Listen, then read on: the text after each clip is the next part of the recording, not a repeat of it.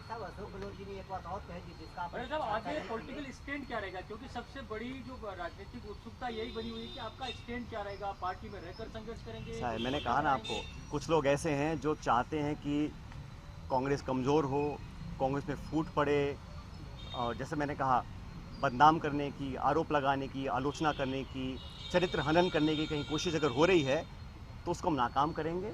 हमारी पार्टी को जो लोग कमज़ोर करना भी चाहते हैं उनको हम होने नहीं देंगे, लेकिन पब्लिक इश्यूज़ पे जो मेरा स्टैंड पहले था वही स्टैंड आज भी है और आगे भी रहेगा। और जो करप्शन हुआ, जिसको हमने सैकड़ों बार पब्लिक में उसको एक्सेप्ट किया, उस पर 4.5 साल तक हम कोई कार्रवाई नहीं कर पा रहे हैं। मैं अब समझ रहा हूँ कि वो कार्रवाई हम क्यों नहीं कर पा रहे थे। कोई कारण तो होगा। मैंने चिट्ठियाँ लिखी, अनशन किया, आवेदन किया, आग्रह किया, बार बार किया, हाथ जोड़ कर किया। अगर कार्रवाई नहीं हो रही थी तो अब मुझे समझ में आ रहा है कि वो कार्रवाई क्यों नहीं हो रही थी। लेकिन किसी भी नेता से बड़ी जनता होती है, तो जनता के समक्ष हम जाएंगे, इन बातों को रखेंगे। और जो लाखों लाख बच्चों के पेपर कैंसिल हुए, जिनके माँ बापों ने अपना पेट काट कर उनके ट्यूशन के पैसे दिए, उनको साल 2 साल मेहनत करवाई, जो कभी ओवरेज हो सकते हैं, जिनका भविष्य के आगे उनको पता नहीं वो क्या करेंगे, जो विश्वास और जो एक क्रेडिबिलिटी होती है, अगर वो सिस्टम से ख़त्म हो जाएगी तो फिर आने वाला समय बहुत मुश्किल होगा।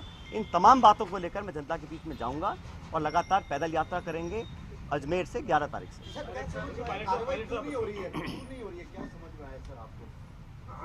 मैंने कहा ना, मैंने जो धौलपुर का भाषण सुना माननीय मुख्यमंत्री जी का, उसको सुनने के बाद अब मैं समझ गया हूं कि वो कार्रवाई अब तक क्यों नहीं हुई और मेरे तमाम आग्रह करने के बाद भी क्यों नहीं हो रही। मैं समझ गया क्यों नहीं हो रही है, वो कह रहा हूं मैं आपको।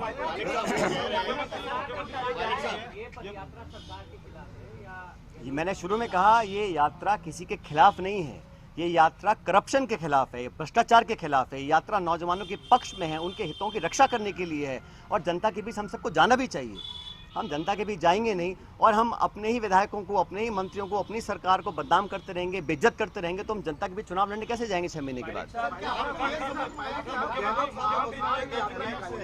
125 किलोमीटर की पदयात्रा रहेगी, उसमें जो जन समर्थन मिलेगा उसके बाद आप निर्णय लेने की बात कह रहे हैं, कौन सा निर्णय लेने की बात? मैंने कहा है हमें करप्शन के खिलाफ कदम उठाने हैं। अब तक हम वो संतोषजनक तरीके से नहीं कर पाए हैं, तो हम पब्लिक बीच में जाएंगे और जो हमने वादे पब्लिक में किए थे सरकार बनने से पहले, उन वादों को पूरा करवाएंगे। अभी 7 महीने बचे हैं चुनाव में। मुख्यमंत्री ये कह चुके हैं सर, सोनिया गांधी नहीं है तो फिर कौन है? मैंने कहा ना आपको शुरू में।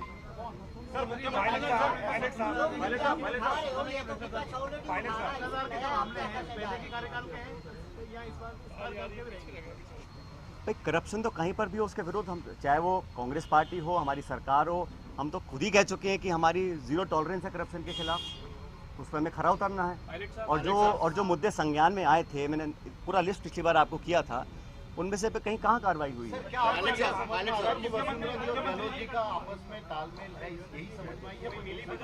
भाई मैंने कुछ नहीं कहा आपको, मैंने इतना कहा कि धौलपुर के परसों के भाषण के बाद मुझे समझ में आ गया है कि कार्रवाई अब तक क्यों नहीं हुई। कोई कारण तो होगा ना। जिस बात को मैं 5 साल लगातार बोल रहा हूँ, सरकार में आने के बाद नहीं कर रहा हूँ, तो क्या कारण थे? वो कारण सामने आ गया। सर उसी भाषण में